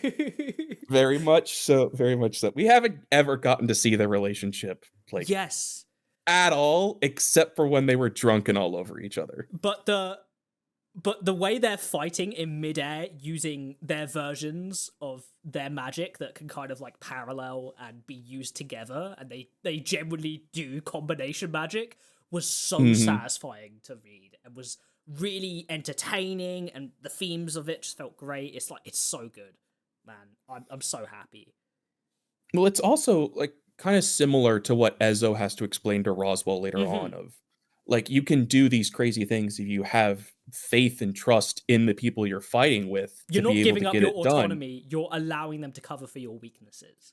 Which Emilia and Rem are just going in with full trust and autonomy. The other one is going to get them out of any dangerous Yes, situations, which which they they do multiple times Yeah. over. Which is so cool. It's like, we don't need RBD. We're just girl powering our way through this shit. Yep, just ice queening it, and they are. They I are mean, they're queening. killing it. They are great. They're going to be the ones to rescue Subaru and Beatrice, and I have a feeling that they will get him out pretty soon. Mm. I imagine that once this fight cools off, I think Al will escape with Ye and maybe Hainkel. I'm not positive on that one, but at least those two are going to get away here. But they are going to get Subaru out. I don't know how, but I think they will here, so that he is available for the end part of this arc. Well, I wonder if it won't be a moment of like, and then when everything looks dire, then he they gets free pushed down him. the geyser. Yeah. Like they get to like the finish line. Oh, they're there. And, Yeah, the most dramatic moment, and you know, he gets possible. out, and then Al uses like a last resort to make sure he's pulled down into it. With Maybe it could also just be that, kind of in similarity to Al's, will basically do anything but kill them. Mm-hmm. That might be his end of the story. Is they What if push Val gets him pushed down in the geyser instead? Yeah, true. He goes home. What if we But don't? if that what is if, what, home, If that is home, yeah, exactly. but what if there's a moment where it's like Al it's like vague thing where he's like, and then I said to teacher, I wouldn't do this, and then it cuts off and we don't get the explanation and we have to wait for a kid to tell what the hell happened with that. mm-hmm. I will add an interesting thing that I've been thinking about, where we, especially with our thing of like Al being like a artificial sage, or at least an attempt at one, right? I almost feel like it's not going to be a thing of him and Subaru are the same person, but I wonder. Well, what are if those Echidna- vows? I wonder if Echidna used Subaru as a foundation to make him, if that makes sense, like a what's the word? Like a mold. Template. A template. Yeah, like a template. Like she looked in her book at what Subaru was going to be like and tried to create something similar. To artificially make one. Yeah, that would make more sense for why like one of the side story art pieces has Subaru's track sleeve in from Al's in the dream world. Yeah. Mm-hmm. Yeah, I think that could be a possibility. I was gonna say that I honestly believe that okay, great. Now I forgot what I was gonna say. I thought it was pretty smart, and now I forget. Was it related to the by God, Buddha, Ode Lagna? Yes, swear thank you. Quotes everywhere. Thank you. I was gonna say that it seems like vows one takes before assuming a position. I think this is what Aldebaran said as he was trying to replicate what the sage said when he took up his oath as the sage. Mm-hmm. I think this is Al repeating what Echidna wants him to repeat that the sage said. Those specifically are the vows Petra and the people that gave us stuff is. But why do they all say by God, by Buddha? I think it's her using that and swearing to what she knows, because she has Subaru in her. She would know of God and Buddha, right? So she's got what they swore off from their potential, and she's using that and then saying by God, by Buddha, by Old Lagana, I hereby vow, and then she's using that essentially currency that she has to do it. That would be interesting if that's. I thought that might have been the case too. So if that's the case, let me know in the comments if you think that's the case. The only reason why I think that's not the case, and I think it's like I'm 50-50 on it now, is that we've had a theme of Al quotes in these sections like this throughout the entire arc. Like him remembering something from the past and it's just a vague quote that he's saying, or like somebody's saying to him. So this is why I think this is like interjection of that still. But I don't know if you agree.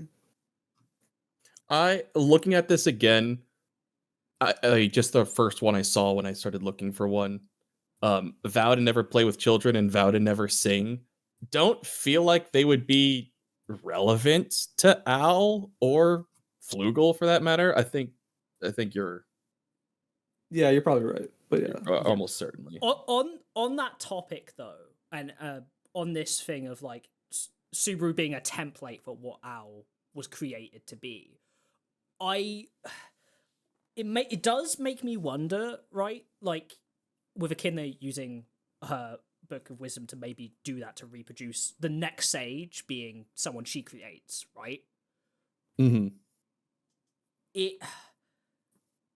It adds a kind of an interesting thing where he's like in a limbo between Flugel and Subaru, not quite either, but kind of connected. Like Flugel is the baseline for what the sage is expected to be, but if he was created as I guess almost a sneak peek of Subaru. Mm-hmm. I mean, maybe it could even, if that is the case, the way that the book describes Subaru probably goes deeper into how he talks about himself being like he's dark-haired, long-faced with scary eyes. With Sampaku eyes. Well, he says Sampaku, but everyone else like the way he calls it is like evil looking and scary eyes, because they will use Sampaku eyes when he talks about his mom, but it still says like scary looking eyes and evil looking eyes and eyes like a villain, etc. For his own, if that's what Echidna read and was trying to make Subaru appear as he does, that could be why Al has the mask on, is because she actually made him look terrifying. The other thing too is that like it could also mean that adds more to the following star part of Aldebaran's like meaning for his name, is in it like, and all of the meaning of Echidna being the one that's created so many things, been the mother to so many things. She tried to create her own sage, but she tried to do it in a way that would manipulate fate to thinking it was the next sage after Flugel, if that makes sense. Yeah. Especially because Flugel fails. He was a failed sage. He fails at whatever he was accomplishing, trying to do, right? Or he gave up, if not failed. Yeah. Or he went like omnipotent mode and was I give up my worldly possessions. But something went wrong, right? Mm-hmm. But yeah. On that other note, we've talked a lot about lore, and we've talked a small bit about character stuff, so I want to talk more about like some general character stuff and some of the crimes that were committed this phase against my boy Otto. Okay, I had known that happened to Otto, so like I had my like coming to terms with Otto's going to be gone for a while. His memories are wiped. He's just going to be like a character they're going to feel bad if they try and joke about, and then that's going to be the resolution when he comes to. But it's fixed the same phase. It's barely a crime against it. It's no different than what they did to Emilia in Arc 6.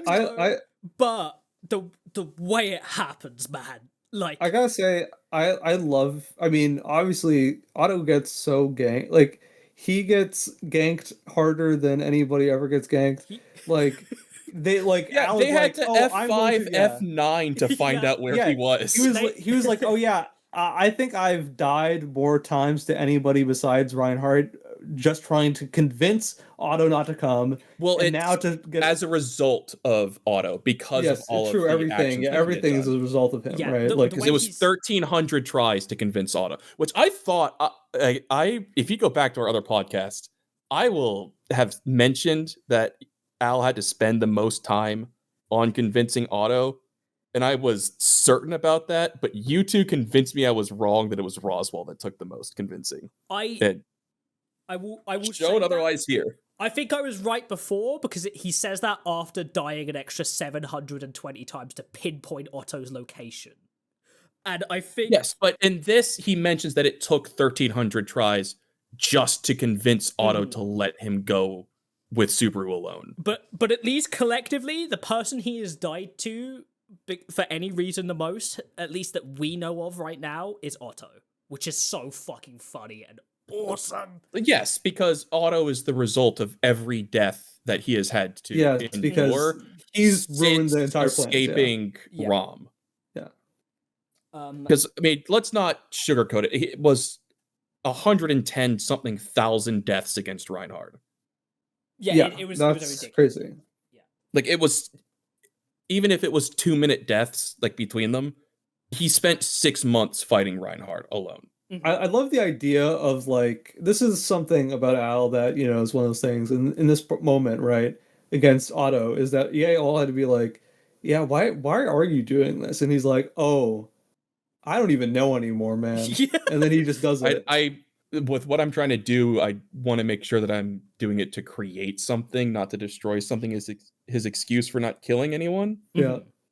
But it's like, so long as they don't stay dead, I guess it's fine. Yeah. Let me Yeah. just nuke everything in miles and miles until I find what did when he the say? bugs stop following us, and I know Yeah. that that's where Otto is. What he says, killing tens of thousands of people in the surroundings, and it doesn't matter because wiping each time entire I reset, villages off the map. completely throwing another way. He's like a foil, not in a way of like a foil of he's proving something wrong to Subaru, and that he's proving Subaru right, in that Subaru doesn't kill people and then reset and think it's fine, right? Do you think that Echidna? Do you think that Echidna had that moment where he was like, "Who knows if that world still exists after you're gone?" I'm I sure. I think Yeah. I think it's more his feelings towards Priscilla that adds a lot of the no killing stuff, like especially after her death. Like he wants to leave her garden untouched or whatever. But he, like, I think part of Echidna's training was him accepting that he could kill people and then reset and it would be fine to save everyone. Because Well, I don't think he cared about killing anyone before Priscilla died. Yeah, but like I think Echidna was trying to shape him into a tool to save everyone, because that's her whole thing. But like, it's more that Ye doesn't just say, oh yeah, you could do this and it will be fine. She's almost saying, you have done this. This is the person I know you can be.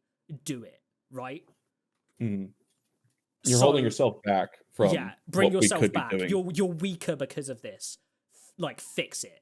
You're actively limiting yourself. We would win if you weren't doing this, which she's right. If they have Volcanica, they could just win, clear everything in a 50-mile radius and walk over uninhibited. The reason Al loses, and this isn't just like isn't to diminish how hard the Emilia camp and Felt camp and everyone works, but a big reason Al loses is because of Al.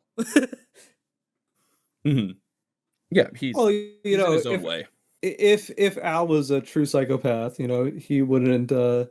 He'd be losing anyways. You know what I mean? Yeah, that's also part of the message here as well, with Petra being able to hold on despite the temptations of her witch factor, right? Like, right. It's her wisdom that's doing it. It's her wisdom stat or high wisdom stat or wisdom saving throws. What does it say? All of the ways I could use this power in inhumane and insane. Well, yeah, she's like, I could become omnipotent if I use this power correctly. It's I mean, if she wanted to, she could just pick up a rock, teleport it into someone's eye, and just like pierce it straight through. And it's like, well, you're blind now. I'm going to torture you to death doing this. She could compress time to such a slow pace that she could react to anything, and never have she to could, like. If she wanted to freak her opponent out, she could even just start compressing everyone's thoughts onto that person exclusively. Just like, you're gonna go crazy because now you're gonna hear 100 people's voices in your heads. Which is really cool thoughts for a witch villain that just works with impression and attraction like that. Which I think it is very fitting that Petra is the first witch that you have to make a deal with to do stuff. Like, Echidna had her let's make like the witch's contract party and stuff. Whole concept to it as like, you are a real witch, but you kind of have to actively give something up, like you do in Hags and D&D, to use Petra's powers. And I think one of my favorite moments of this phase was not even just the I'm the Witch of Tristia, Petra late, right? It was Roy. Blah. It was Roy in his narration thinking the witch and her apostles. very much Mhm. paralleling her and the kid with her Apostles of Greed. It was her Apostles of Tristia, this whole group, right? Like, Yeah. oh man, so fucking good. No, it's bending the requirements for this authority from being a like you instead of say resigning yourself to never sing again, you are sacrificing Mm-hmm. your ability to sing the song Play, in play. doing it in a way to make it sacred. You're doing it in hopes of a better future Yeah, instead of removing the one you don't have there. sacrificing your potential for even more potential of something else in a selfless way. It's the same thing with Subaru and the way he uses his witch factors and his authorities of turning sin into virtue, of choosing the higher path, right? Yeah, which even now though his sloth one, just because it's so incompatible with who he becomes after arc 3, that it hurts him every time no matter what. Yeah. Whereas his greed, he's able to turn into something positive and is fully compatible. Mm-hmm. Sloth is not the case for that. No. But he can still use it in ways to help people, even if it's very specific circumstances. And he's sacrificing himself in some way to do it. You know? Do you imagine that he'll become compatible with Sloth at any point in time? Or do I you don't. I think that's why that one explicitly needed Echidna's magical intervention to make it work. Yeah, true. I think there's a route in which you say Sloth is taking a break and chilling out for a moment. You know what I mean?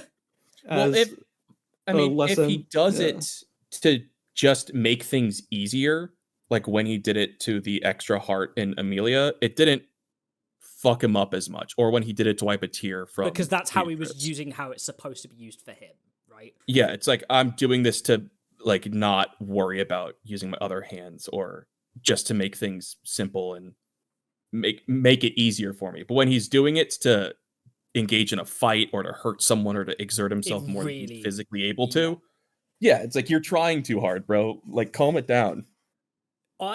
This is meant to like let you head pat a third girl at the same time, not do anything more. Yeah, I do worry though that especially with that at least being, I would say, as you boys have said, 2 more phases left. I worry that all of these events are going to cause at least 1 or 2 people to permanently die. And like, because we've seen the combination of a lot of stuff, but I still think there's potential for at least small stuff to go wrong. And if 1 or 2 people do die on top of Priscilla, I don't know what that's going to do to Subaru's psyche. I mean, we've already gotten confirmation from Roswell that while Priscilla wasn't enough to count for him deciding to force Subaru's hand, would be. anyone here absolutely would, except for maybe like Ton Chin Can and the Pigman. Anyone else present here dies, Roswell's going to force Subaru to reset. The thing is, Subaru would reset to save them anyway. But what I'm saying is, if it's a hard lock and his reset point is past that, and there's nothing I don't change it. I don't think he. Well, I mean, maybe for Ton Chin Can because he at least knows Ratchins and Gaston enough to do it. But it's the issue with the deal he's made with Roswell, where if he gets hard locked, Roswell is an enemy that is like a huge obstacle for him, right? Like if he gets hard locked and Roswell just doesn't understand that he can't just go back past that, and he can't explain it, right? Yeah, I mean, Beatrice might give him an edge against Roswell if he needs to. Yeah. At least in an emotional sense, especially with some of the internal narration we get of Roswell, where he's like, "I'm really mad that Subaru's gone because he's my way for my goal," but then he's like, "But then my weak ass emotions came in." I'm like, "Beatrice, my imaginary younger sister / daughter, no." Yeah, it's funky. Yeah. Fun Betty stuff is like the only thing missing from this arc. Yeah, honestly, I know. We got a tiny bit of it in 2 chapters in the first phase, and then nothing else. It's a shame. Yeah, I've always said it, but like Betty, as I said, always has to be kept away from the story because things are too hopeful and happy when she's around. Yeah, it's too Subaru. sad. It's too good. we got. I mean, even if she is with Subaru for the important parts of the story, like in the end of Arc 8, they keep cutting the narration away from them and going to different scenes and like literally doing his stuff as Meanwhile, this happened off screen as they approached and dealt with the King of Thorns curse, and Subaru had to retreat back because of it. Yeah. He probably died 2 or 3 times against that. Now you're caught up. Unrelated, but on the subject back again onto Klein and Volcanica stuff. Volcanica, the Divine Dragon, trained Subaru. I want to put that out there. Subaru's mentor is fucking Volcanica. Well, if the Subaru Flugel repeating existence thing comes into play, it would explain why Klein took an interest in him and decided to do it. That's true, yeah. It's a thing of like, oh, he loves bright souls, he loves potential. He just looks at Subaru as like, that's a little pet project right there. I love humanity, man. Woo! Mm-hmm. He definitely knew that he had a witch factor. He was probably he so knows. Like, it adds so much context onto. Oh yeah, this random butler guy called Klein. It's so funny seeing the difference of information and understanding. Where Subaru's just like, Klein is a still frame at the back of season 2. That is his whole existence in the anime right now. And it's really funny to see Subaru. It's this background character to Subaru. Oh, it's this weird butler guy that's kind of my friend, but he's giving me like weird vibes. And then it's Klein from, oh look, that's the new sage candidate. Oh, I better set him on the right path. Rubs hands together. Mm-hmm. It's like, oh, Roswell got his fingers into him early. I should probably intervene a bit just to be safe. Yeah. Here's how you actually act around noble people, professionals. Here's how you do the job that Roswell has not trained you to do. Yeah. He really did set him up for success over that year. He really did. Getting him into that training program and parkour. Specifically, not only Klein knowing potential, but knowing how to put someone on the right path to enhance their potential. Like him being a good teacher makes so much sense for a wise character like Volcanica and Klein, right? Like we're gonna have to grin and bear it whenever we do a thing and somebody mentions Klein, and we have to act like we hate him. Yeah, we hate that guy. Yeah. I mean, any of the times in their recent Arc 6 stuff where we're talking about like senile Volcanica and like me knowing, well, he has a dragonkin out there, and he's a like dragon for the last, I don't know, like a week after we recorded the last podcast, the last chapter I had read at that point was the reveal of what Klein was. Well, we talked about that. Yeah, we definitely did, and we were like, I wonder if somebody is a dragonkin of Volcanica, and will they show up in the story after this arc is done? And I was like, we were on the same wavelength with Tepe. Apparently, we thought of the same thing. Yeah, we're like, oh, we have to talk about this. Yeah, it makes sense of why he was so present in the beginning of this arc, then as well of setting that up. True. The themes come back around. I'll just ask you guys this. Do you think that was something Tepe has known and decided from the beginning, or after he developed what the Dragonkin were more, he went through his character roster and picked who Volcanica was? I think that was a thing he knew from the beginning. I think because he sets up Klein to be a character you misunderstand, he had intent behind what the misunderstanding would be. Yeah. I don't think he knew the extent to the lore of the Dragonkin that he ended up coming up with and why Madeline was introduced and all of that stuff. But I think he knew there was a connection there. There's a chance that he did, because my guess is that he has the understanding of what the mystery is behind the main story, and that centers around the travel of Volcanica and everybody else.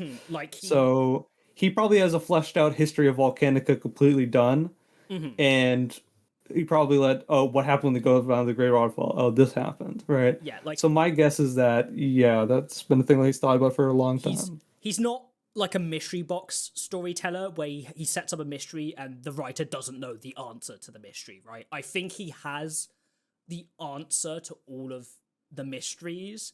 Yeah, like but what's up with he's expanding the world and pushing the story to where those mysteries get developed on more and then revealed and like finalized as it goes on.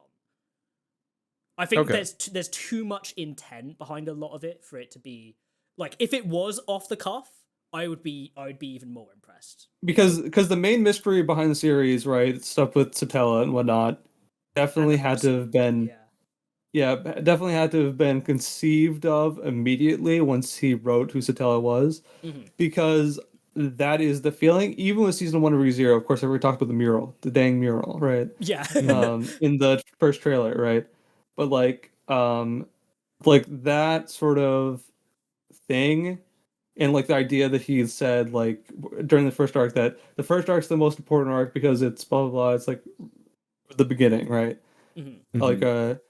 and it all kind of makes me feel like he had set up all those threads from the very beginning. Of course, he like Hmm. the stuff with the hand, the stuff with, why Subaru's there, like stuff about like why they're fated to meet and stuff like that. I You I know, think where the new stuff comes in and where like the gardener element of his writing comes in is more the expansion of the world and writing more about said mysteries, I think right? some characters surprised him. I Yeah. think he probably Like he knew their it, answer, but when he started writing them the more, like it expanded more. the stuff about Petra and stuff like Hmm. that. I bet you it's new. Tristia I too. I can Yeah, I yeah. think he might have not have understood until he's writing part like arc four stuff about Hector and Hmm. this idea of like there's the Valiant and there's the blah, blah. Like I think that's sort of like something that he came up with around there, like when Pandora first came up. You know, Mhm. I think like that web, right, was complex enough that I think he was like, what do I need to give Emilia's backstory that has a like an adversary to Echidna? Like, what does Yeah. that look like? Yeah. Yeah. Because it's also like we just know that to pay as a writer has to know what's going on with the other characters at all times. Like with all of the like we've like at least in Q&As like and all of the side content that exists for ReZero. The reason it exists is because to pay wants not only himself but also everyone else to know what's going on with all these characters at all times. Like he has it plotted out. Yeah, that's true. Okay, I just kind of wanted your opinion on that because I feel like that's something that I bet the community is a little divisive about on Mm-hmm. whether he just decided to make Klein important or if that was the case from the beginning. Well, I think he's always like the one thing that always gets me is when he says stuff like this character will be important in arc 11, this character will be important in arc 9, and it's like he knew that since like arc 5. So Yeah. like I guess is that he's has some outline Mm-hmm. done with these characters. Yeah. Very much so. I also see especially and there's sometimes there's nothing more than when you're a super mega fan of something and it's your favorite thing in the whole world. That when you're criticizing something, it's not out of hate, it's out of love, right? Because you're thinking, okay, like this is how I view the story and how I want it to be, or like how I think it should be because of how the story is going. But I do feel like there's, and this is a small minority of people out there that just really like don't believe in Tapei's ability to pull this stuff off, and when they're reacting to the moment and moment stuff are like, this comes out of nowhere, this is out of left field, and aren't really thinking about like the echoes across the entire story. Because like a lot of this stuff we do learn about in this phase, but it doesn't feel Deus Ex Machina, like out of nowhere, pull out of hat solution. It feels earned and like natural to this world and how this all these characters work, right? Like it's not like he's putting out solutions and soft magic solves every problem, blah blah blah because of this. He's even if it's revealed and developed on in this phase, it doesn't feel out of left field in the entirety. Like it makes sense in the Well, context of everything. yeah, the thing about like reveals like this is that they're always, organic in the sense that they match the theme, the tone, and the pace Mm-hmm. of the storytelling, right? The thing about ReZero that's different than Mysteries is it's not like a puzzle that you need to solve necessarily, not all the time, right? It's Mhm. thematic elements that you, the reader, can infer sort of in a vague outline of, right? Like it's not like here's all the puzzle pieces you could solve the ending of ReZero right now, Yeah, right? Like I don't think that exists. But you could get the vibe, the the shape vibe. of it. Yeah, Yeah, the shape of it by reading the themes and the parallels and all this stuff. And that's sort of how ReZero does its like mm-hmm. mystery writing, right? In the sense Yeah. that like you know that something exists because there's a hole right? There's a hole surrounding all of the filled in color parts of the map, right? And that's making a shape, and you can see the shape, but you don't know You don't know what's the what's shape fitting. actually is. Yeah. Yeah. Mhm. It's and I think it's a huge credit to the really amazing style of writing Pei has, where he constantly finds a way to add a cliffhanger, add it so I have to read next chapter. Oh fuck, there's no chapters left. I have to wait for him to write another one, right? Like he's constantly adding over. He constantly has overarching and moment by moment cliffhangers that keep you engaged, and there's a mystery there. But it's not, as you're saying, Gold, a full puzzle that you need to solve to understand what's going to happen in the ending. It's to keep you on the edge of your seat, to keep you engaged with the story, to keep you paying attention to every detail. And maybe you do figure out a reveal, like a couple chapters or a phase or an arc early, but you're not getting the whole piece and ruining the ending for yourself and getting spoiled, basically, right? Like, Yeah. And honestly, at this point, I'm so invested with the characters. The mystery box element is become one of the least interesting parts of the series to me. Yeah, exactly. I think I am more invested on like the fallout of Petra and Rem knowing Return by Death and how it's going to affect their are they going relationship to be with able to solve Subaru. that, or is it going to be a thing that goes forward and like that? Oh, the character moments, I feel pretty certain that Petra's deal with Klein initially was giving up the Subaru memories in her head, and that is the cost, and that's going to be what fixed the Satella situation later. But I'm not sure on that Rem's yet. knowledge of it is done organically. Mhm. Like it's just something that she has figured out, and she was warned, "Don't speak of this, or the witch will hear you." By Petra explicitly, yeah. Mm-hmm. But that's a Chekhov's gun moment right there, right? That's there's some character stuff that's going to happen here, and Yes. I think with like the mystery and the cliffhanger elements of the writing of ReZero, it's engaging. It keeps you engaged with the story. But I think what most of us are here for these character moments, for the cool lore, for the cool world building. Like the mystery is fun and it's a great part of it, but it's not the main heart of this story. It's the characters, it's the themes, it's the meaning.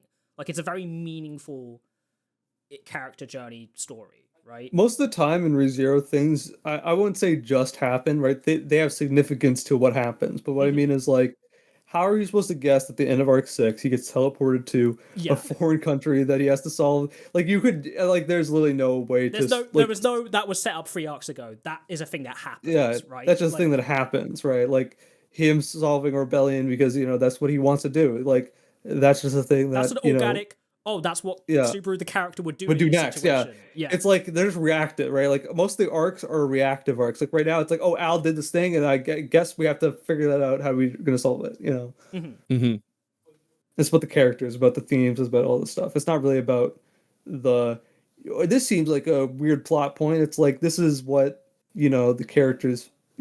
This is what they mean. This is what they feel. This is what they would do organically. And it shows how strong of a character writer specifically Pei is, that these Yes. characters have gotten to such a point where the characters are leading the story forward. It isn't Pei anymore. Let's be frank here. Like, No, Pei not is at all. So in the characters' heads that, like, for instance, the whole side arc with Arc 7 and Arc 8 of Subaru doing all the Valakia Empire shenanigans, that's because Subaru the character would not run away and leave that situation alone with all these people he now knows.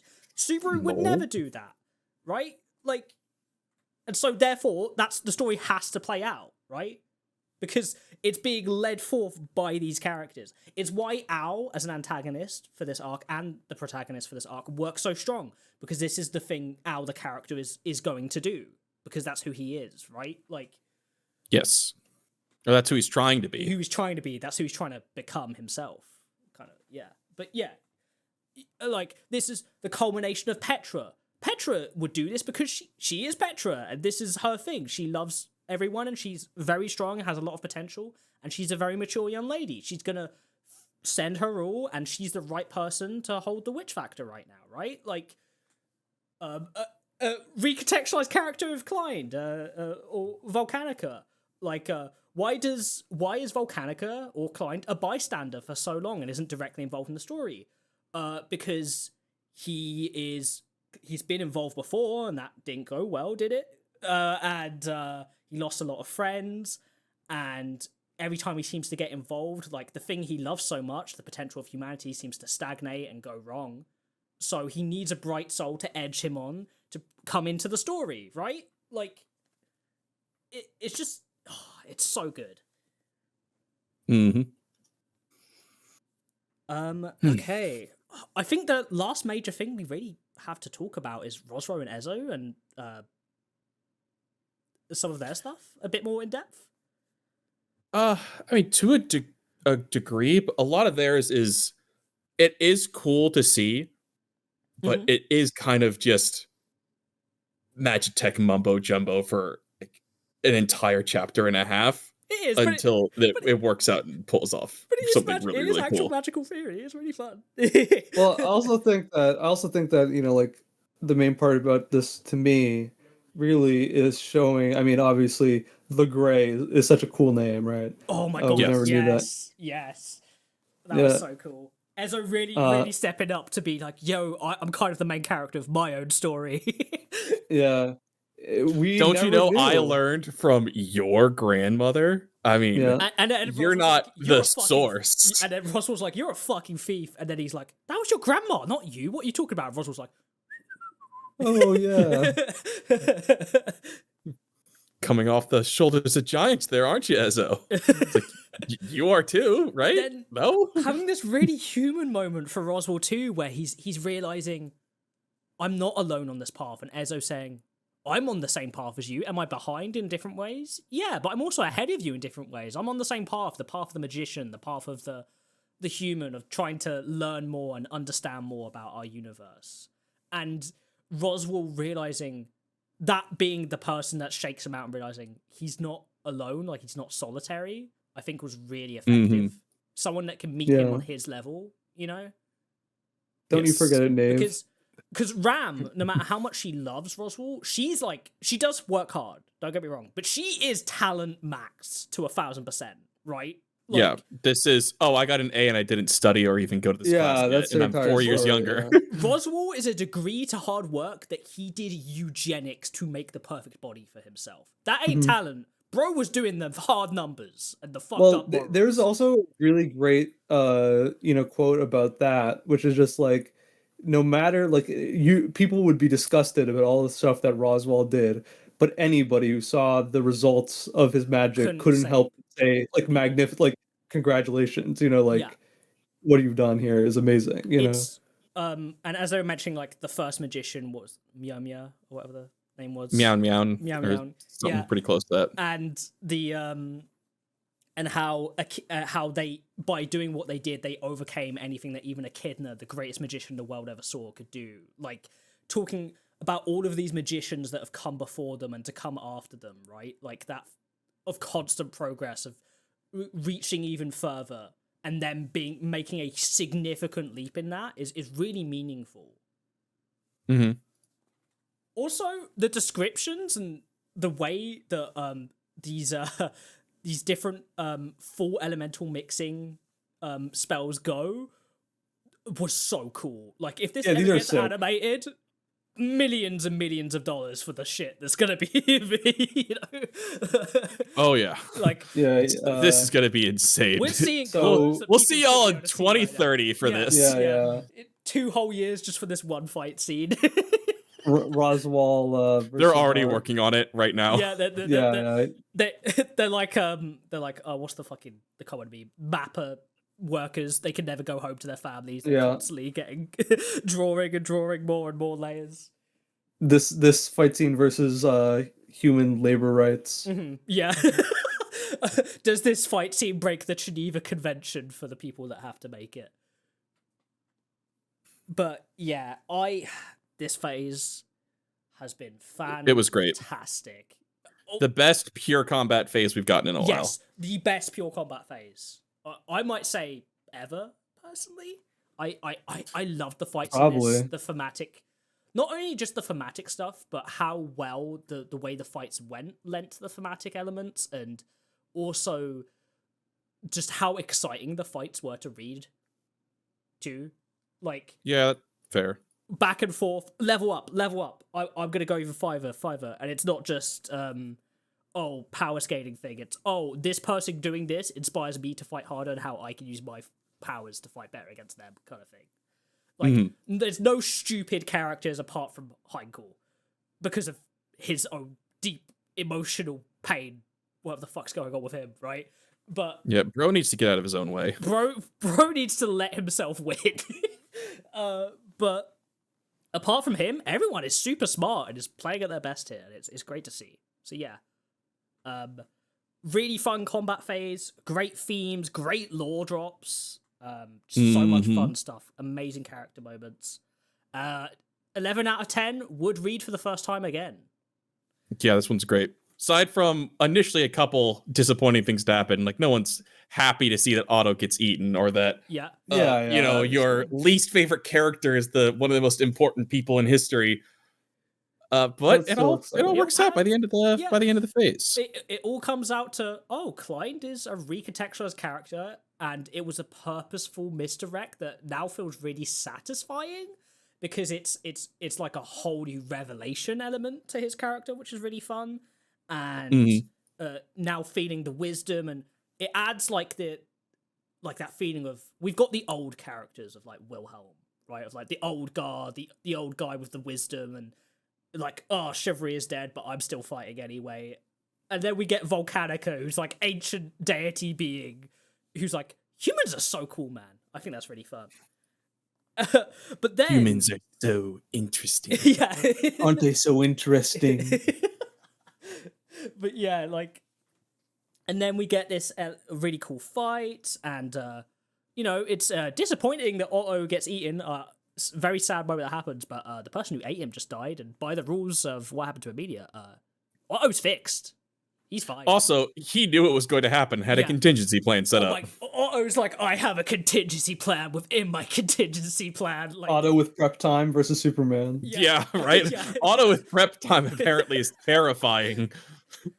And even just the echoes of like haha, I win, Otto with no memories being still helping because Otto in his base self would just help people because he's awesome like that.